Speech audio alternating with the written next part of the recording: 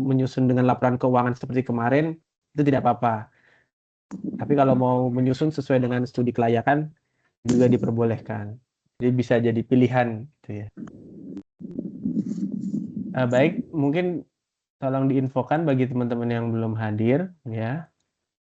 Karena kan saya mulai absen, nanti absen saya panggil, jadi mohon atensinya. Setelah itu baru kita mulai dengan materi. Baik.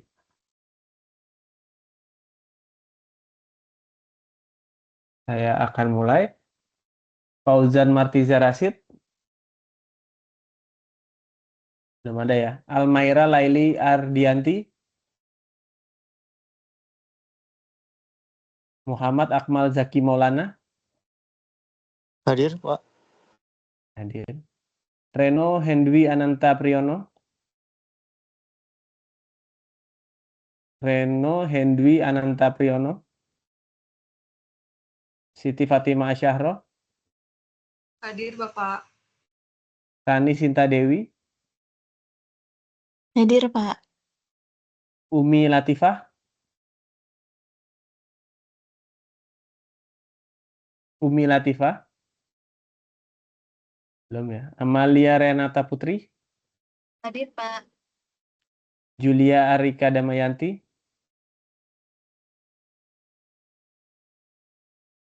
Julia Arika Damayanti.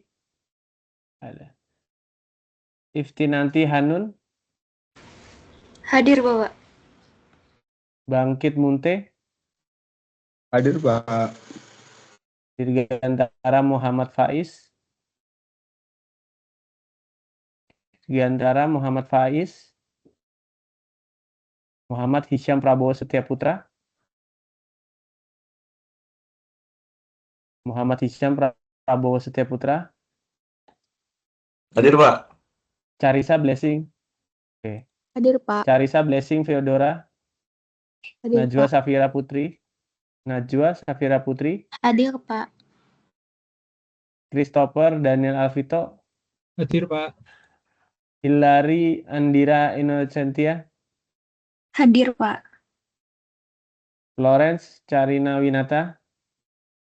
Hadir, Pak. Salsa Maulana Fitria. Hadir, Pak. Veno Adrian Fernanda. Hadir, Pak. Muhammad Umar Al-Faruq. Hadir, Pak. Georgius Andika Baskara Nugraha. Hadir, Pak. Arcenia Margareta Pasaribu. Hadir, Pak. Sabila Citra Handayani. Hadir, Pak. Thomas Saputra. Hadir, Pak. Feren Tania Laksono. Feren Tania Laksono. Jonathan Pardede. Hadir, Pak. Muhammad Asfar Riza Latif. Muhammad Asfar Riza Latif.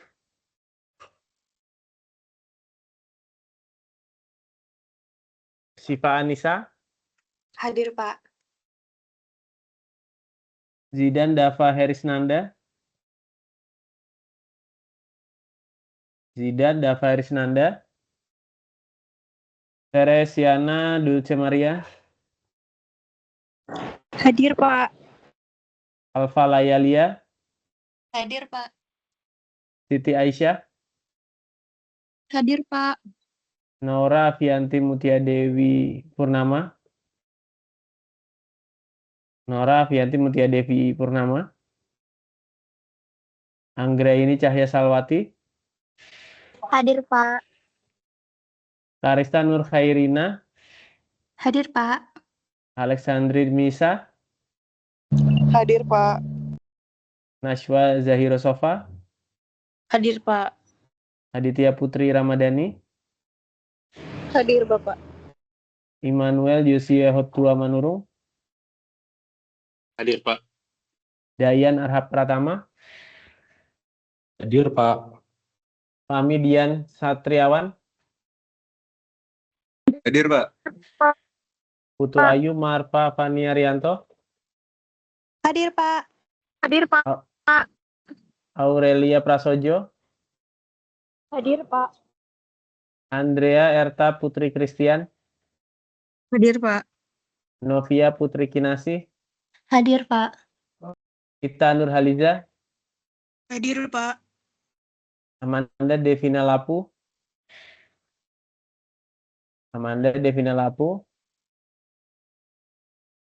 Sekar Peta Handayani Ningrum, Hadir, Pak.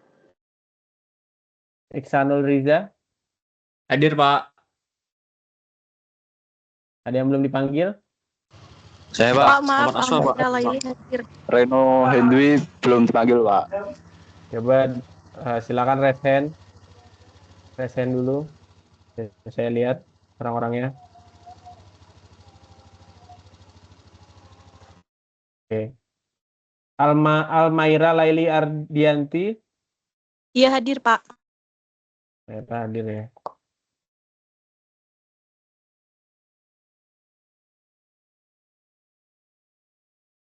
Dirgantara Muhammad Faiz. Hadir, Pak. Oke. Reno Hendwi Ananta Priyono. Hadir, Pak.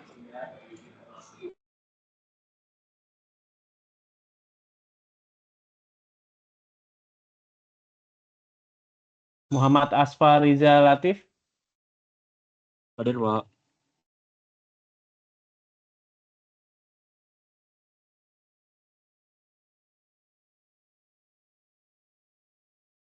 Julia Rika Damayanti.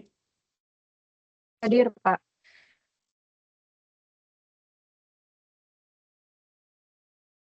Fauzan Martiza Rashid. Hadir, Pak. Nora Afianti Mutia Devi Purnama. Hadir, Pak.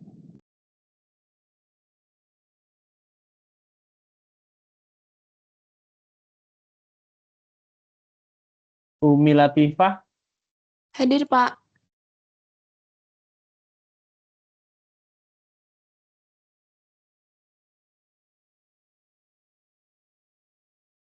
Tiga orang yang belum absen. Amanda Devina Lapu. Nggak ada ya. Zidan Davarisnanda. Karen Tania Laksono. Nggak ada ya. Oke. Baik.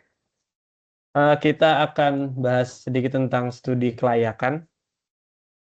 Ini adalah opsi untuk di business plan, financial plan boleh menggunakan ini. Kalau saya lihat kan kayaknya sebenarnya semuanya pernah mendapat materi evaluasi proyek ya.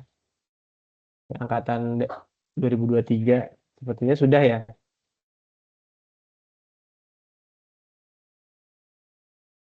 Begitu kita akan bahas secara singkat. Ya mungkin mengingat kembali nih apa sih yang bisa dicantumkan di dalam uji kelayakan terutama untuk finansial.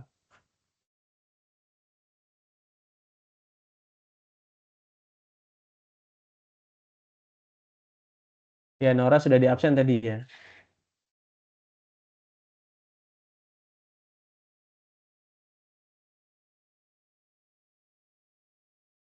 Sebentar, oke.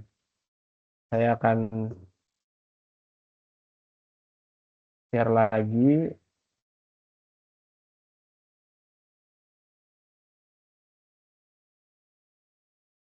Baik, mungkin bagi yang sudah pernah mendapatkan materi evaluasi proyek ini hanya untuk mengingat lagi. Jadi kita kemarin sudah buat model bisnis, kemudian dalam financial plan itu kita boleh menyusun dalam bentuk laporan keuangan yang terdiri dari 3 laporan itu, tapi bentuknya adalah proyeksi, jadi sebagai suatu perencanaan gitu ya. Tapi juga boleh kita buat uji kelayakan secara keuangannya saja. Ini pembahasannya kita kerucutkan hanya pada keuangan saja.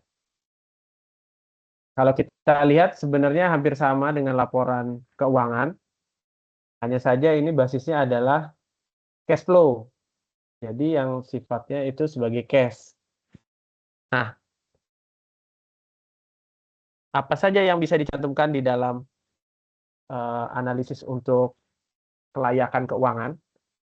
Yang pertama adalah kita bisa tentukan berapa besar dari biaya investasi awal kita, tapi di situ kita buat ada 2 komponen. Yang pertama terkait dengan pembelian aset tetap, misalkan beli peralatan, beli mesin,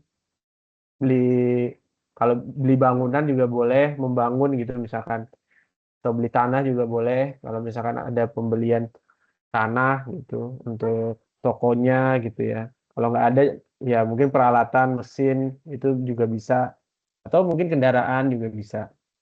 Yang penting aset tetap. Kemudian nanti ada namanya working capital di sini sebagai persediaan.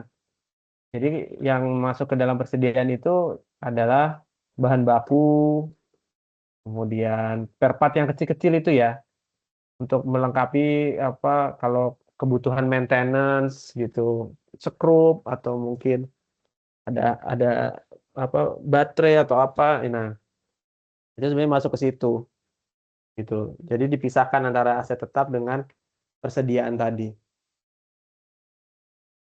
Tapi nanti kalau misalkan ada yang mau membuat uji kelayakan gitu, jangan lupa dirinci. Misalkan rencana pembelian untuk investasinya peralatan, nah itu ditulis peralatannya, harga satuannya berapa, jumlahnya berapa, kemudian totalnya berapa. Kendaraan juga sama ya. Bangunan juga kalau misalkan ada mau membangun toko gitu, itu juga dicantumkan kira-kira per meternya berapa, kemudian total biaya yang keluar itu berapa. Nah, itu nanti uraiannya tetap dibuat gitu. Nah, investasi itu dibuat di tahun 0. Dibuatnya di tahun 0. Tahun 0 itu artinya pembelian yang mencerminkan nilai sekarang ya. Tahun 0. Misalkan kalau sekarang tanggal 26 berarti di tanggal 26 Mei 2026 itu investasi awalnya berapa. Terus kalau misalkan nanti di 2026-nya di 1 Januari juga boleh. Tapi jarang sekali kalau misalkan belum terjadi, cuma sudah ditulis tanggalnya, misalkan 31 Desember 2026. Itu kan masih masa yang akan datang. Jadi sebenarnya jarang sekali ya dibuat. Kecuali apa namanya, ada penyesuaian dari sisi bulan gitu. Karena itu pasti nilainya akan berubah terkena inflasi gitu ya. Maka sebaiknya gunakan tanggal tanggal pengukurannya di tahun 0 ini. Kalau bukan sekarang ya backdate. Ya dibuat backdate. Misalkan 31 Desember 2025 juga boleh. Gitu. Nanti di dalam investasi yang terdiri dari aset tetap dan inventory tadi ya, persediaan tadi, di akhir periode proyeksi gitu. Jadi kalau proyeksinya ini bebas tahunnya. Mau dibuat 5 tahun boleh, dibuat 10 tahun boleh ya. Sesuai dengan skala bisnisnya. Kalau skala bisnisnya kecil ya berarti proyeksinya bisa dibuat pendek juga nggak apa-apa. Ya. Meskipun ya bisnis itu biarpun kecil juga bisa jadi berpuluh-puluh tahun ya, seperti jual makanan, nasi goreng, bakmi itu kan ada juga yang sampai 10 tahun lebih masih apa bisnisnya jalan, itu kan masih ada. Laundry juga ada yang sampai 10 tahun lebih. Nah, tapi kalau di dalam proyeksi ini kita bisa tentukan kira-kira proyeksi kita sampai berapa tahun nih secara hipotetis, misalkan 5 tahun. Cuman nanti di tahun akhir periodenya itu untuk investasi nanti ada namanya salvage value. Jadi ada sisa nilai manfaat dari aset kita beli. Ilustrasinya misalkan Kita beli kendaraan, nanti di tahun kelima itu seolah-olah kendaraannya itu kita jual, jadi kita dapat nilai manfaat dari si aset tetapnya ini. Nilainya berapa sih tahun, kita bisa ukur itu. Ini kalau misalkan di contoh ini, kalau kita lihat itu asetnya peralatan, bangunan, dan kendaraan gitu ya. Nah, dia proyeksinya sampai 20 tahun, dia nilainya menyusut, mungkin karena penyusutan, atau mungkin ada penggunaan yang akhirnya menyusutkan nilainya. Kalau kita lihat, nilai sisanya adalah 10%. Jadi masih ada sisa manfaat dari bangunan tadi, kemudian masih ada kendaraan tadi, meskipun ini sampai 20 tahun gitu, tapi sebenarnya kalau dijual masih ada nilainya gitu ya. Cuma kecil 10%. Beda kalau tanah itu tanah justru malah kecenderungannya nilainya bisa nambah gitu ya. Ya, nanti disesuaikan saja dengan aset yang akan dijual pada akhir masa periode. Kemudian kalau persediaan ini juga sama, nanti di akhir masa periode itu ada berupa manfaat ya. Nah, persediaan ini manfaatnya berupa apa? Jadi gini, persediaan itu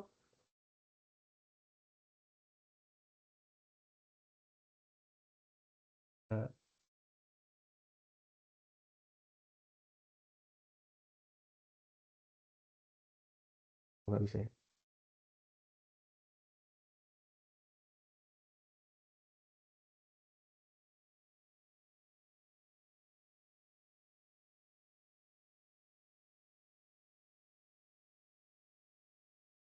Dan saya tunjukkan. Nah, nih. Misalkan ini ya, persediaan. Nanti tetap ada manfaatnya, tapi nilainya sama ketika beli di awal. Kenapa? Karena persediaan itu digunakan untuk operasional. Jadi sebenarnya nilainya ini harus tetap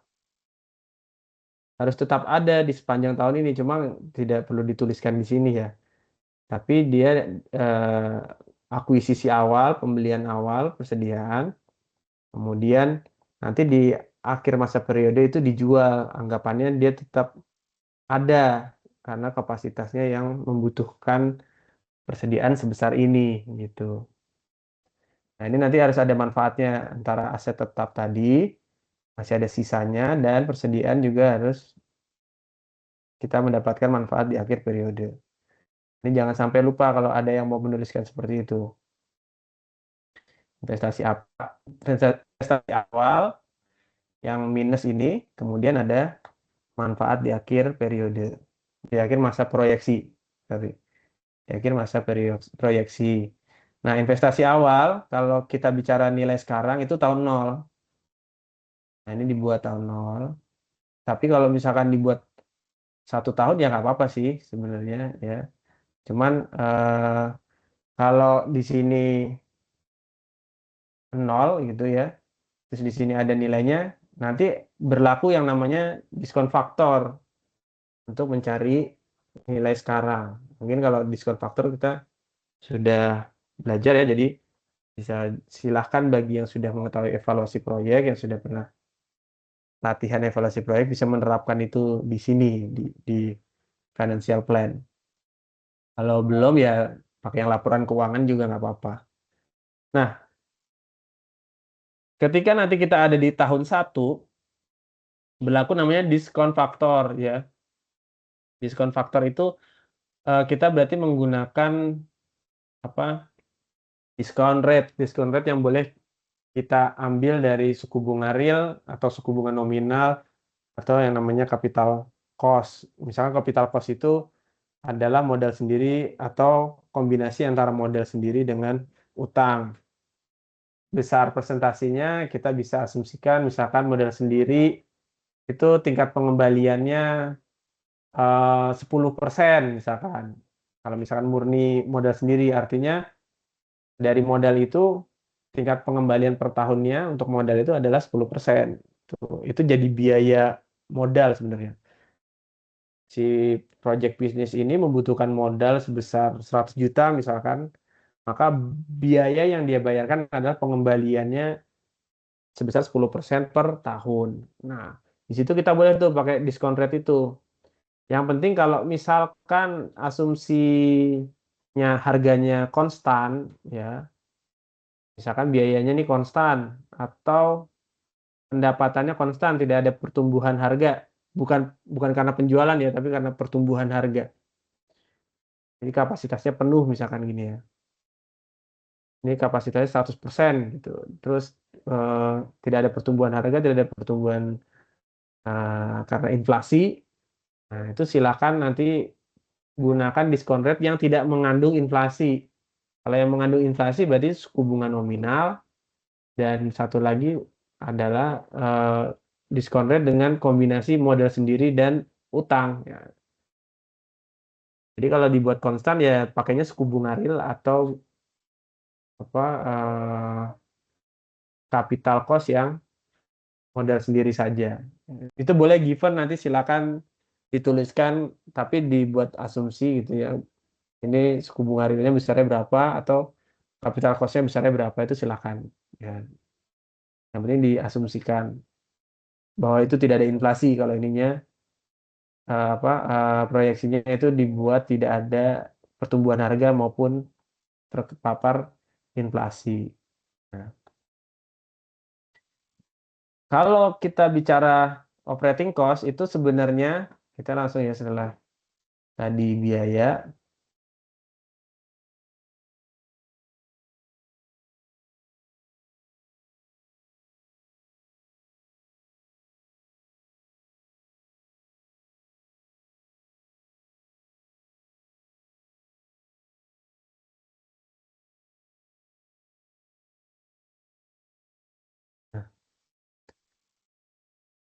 Kalau kita bicara biaya, nanti biaya yang dicantumkan kita gunakan analisis pasar saja. Analisis pasar itu artinya tidak memperhitungkan biaya yang timbul sehingga mengukur laba bersih. Kita hanya sampai pada laba operasional. Laba operasional itu HPP, harga pokok penjualan, biayanya apa saja, atau kita kenal cost of goods sales atau cost of sales. Lalu kemudian ada beban operasional. Beban operasional itu yang biaya yang kecil-kecil nih, seperti beban operasional seperti administration, ya, kemudian ada manajemen, insurance, miscellaneous, itu kan kecil-kecil. Nah, sisanya kalau ini kita bisa masukkan ke dalam cost of goods sale, ya, cost of goods sale. Kemudian kalau di sini kita sebut sebagai operate expenses. Nah, kita bisa jadikan satu di dalam operating cost. Tapi nanti kalau ketemu depresiasi jangan dimasukkan karena kita prinsipnya adalah cash in cash out, ya. Jadi depresiasi sebagai pengurang laba itu sebenarnya kasnya nggak ada, tidak mengurangi kas secara real gitu. Jadi depresiasi jangan dimasukkan. Yang dimasukkan ini saja, cost of goods sold dan operate expenses. Nanti setelah itu revenue silakan revenue dari revenue utama maupun revenue dari pendapatan lain-lain boleh dimasukkan ya. Jadi bisa langsung kita dapat, tapi ada uraiannya di sini. Cuma nanti di proyeksinya tidak perlu dirinci lagi. Boleh bisa langsung nilai totalnya seperti ini. Bisa nilai totalnya. Operating cost dan revenue. Nanti misalkan dibuat target 100% penjualan itu, contohnya nih ya $325 ini misalkan, $325.000 misalkan. Nah, di tahun 1 sampai 3 itu sebaiknya dibuat bertahap agar lebih rasional dalam menyusun proyeksinya. Kalau misalkan rentangnya pendek, 5 tahun ya 1 tahun pertama belum 100%, tahun keduanya sudah 100% sesuai target penjualan. Bisa dibuat seperti itu. Kalau mau dibuat pertumbuhan penjualan ya nggak apa-apa, tapi jangan pertumbuhan harga yang pasti ya. Asumsinya diperjelas. Kalau pakai pertumbuhan harga ya harus pakai suku bunga nominal atau capital cost yang menggunakan utang komposisinya. Nah, kita cari, kita dapat net cash flow jadi dari ini investment itu dikurangi operating cost ya, ditambah dengan revenue. Kalau di sini investment cost-nya itu tahun 0 dan tahun 1 bertanda minus sama operating cost, jadi minusnya makin nambah nih, uang keluar, kemudian ada pendapatan masuk ya, kemudian ada pemasukan 81 tapi tetap minus karena yang keluar lebih banyak itu tadi karena ada pembelian dari investment cost ini. Ini tetap minus. Kalau yang tahun 0 ini karena nggak ada pemasukan pasti minus. Nah, kemudian nanti di tahun selanjutnya secara bertahap dia mulai naik nih. Misalkan ini ya pendapatannya belum 100% sesuai target. Nah, ini bertahap. Tahun 2, tahun 1, tahun 2, tahun 3 bertahap, baru tahun 4-nya sudah 100%. Operasional juga harusnya mengikuti. Targetnya belum sampai 100%, ya operasionalnya jangan 100% dulu. 100%-nya nanti. Jadi harus beriringan. Tahapan dari biaya dan dari pendapatan. Setelah dapat nilainya, net cash flow-nya, nanti kemudian gunakanlah diskon faktor, yaitu diskon faktor ya 1/1 plus diskon rate pangkat N. Kemudian mencari PV-nya atau present value-nya, jadi future value dikali dengan 1 plus diskon rate pangkat N. Nah, N adalah tahun.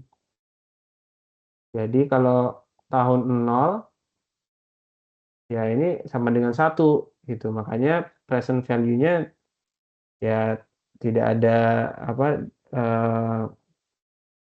tidak ada diskon gitu. Tetap sama angkanya nih. Tapi kalau sudah tahun 1 nanti dia akan ada diskon. Dikalikan dengan ini ya. 1/1 plus DR pangkat N. N-nya 1. Tahun 2 N-nya 2. Tahun 3 N-nya 3 dan seterusnya.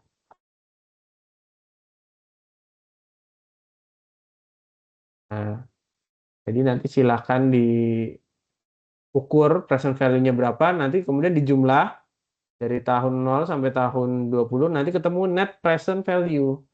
Net present value-nya kalau positif, kalau NPV-nya positif, maka dianggap layak. Layak. Nah, ini contohnya nih, ini diskon rate-nya misalkan 5%, 10%, dan 15%, gitu. Di tingkat ini yang positif adalah di 5% dan 10%. Tapi ini contoh, kita nggak perlu ikutin sampai 3 diskon rate, 1 aja cukup. Silakan ditentukan berapa besarnya diskon rate. Terus satu lagi adalah IRR. IRR itu adalah internal rate return. Jika lebih besar daripada diskon rate, maka dia layak.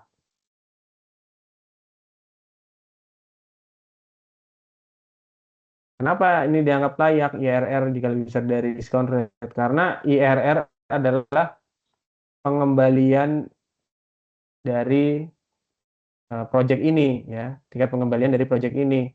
Kalau diskon rate ini kita bisa maknai sebagai biaya yang timbul atau minimum pengembalian lah. Karena misalkan kalau kita ke capital cost tadi ya, project bisnis ini modalnya harus setidaknya 10% per tahun pengembalian kepada pemodal.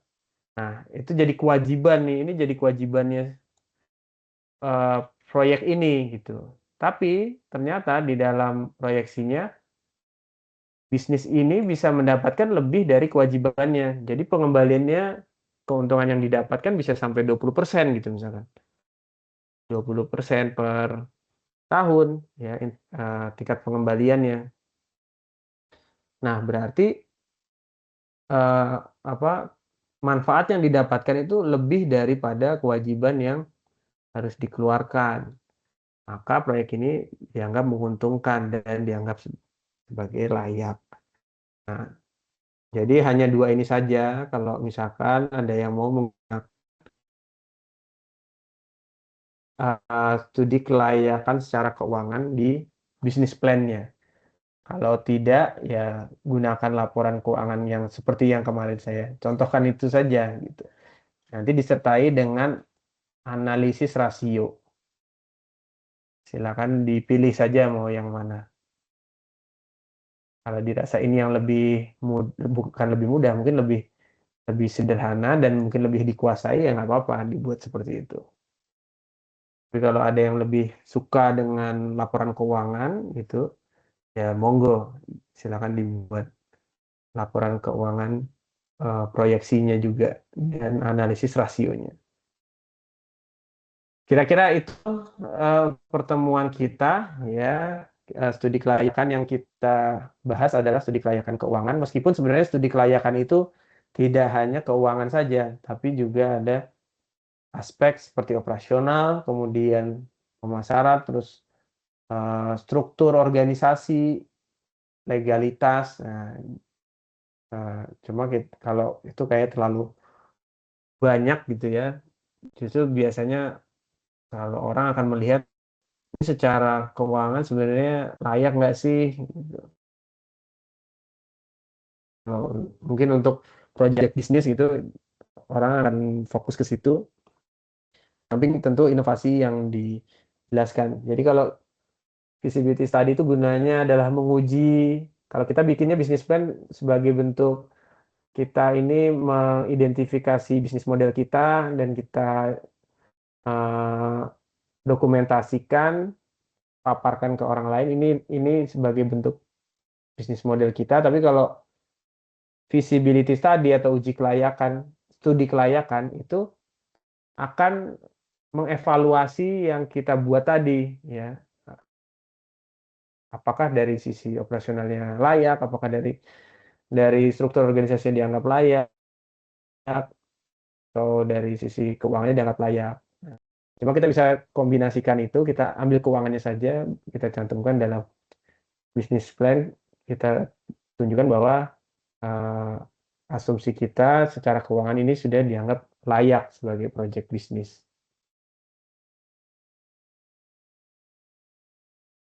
Baik, sepertinya sudah cukup ya untuk materi malam ini. Mudah-mudahan yang sudah mendapatkan evaluasi proyek, jadi tinggal mengingat ulang kembali ya, bisa langsung diterapkan dalam bisnis plan-nya. Apakah ada pertanyaan sampai sini?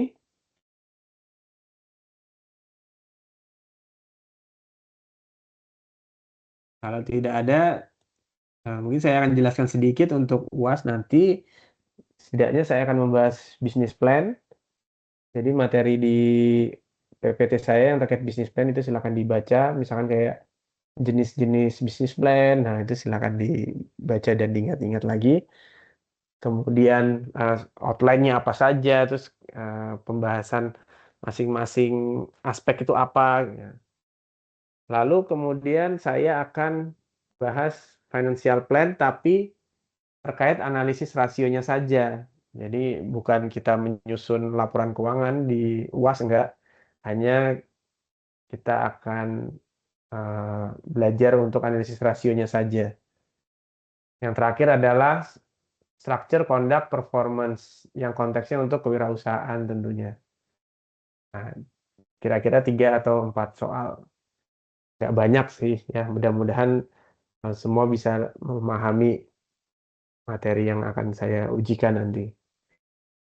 Jika tidak ada lagi pertanyaan dan mungkin kisi-kisinya sudah bisa dipahami, materi juga sudah Saya sampaikan, saya ucapkan permohonan maaf apabila dalam perkuliahan kita satu semester full gitu ya 13 sampai 14 pertemuan itu ya sampai bosen ya.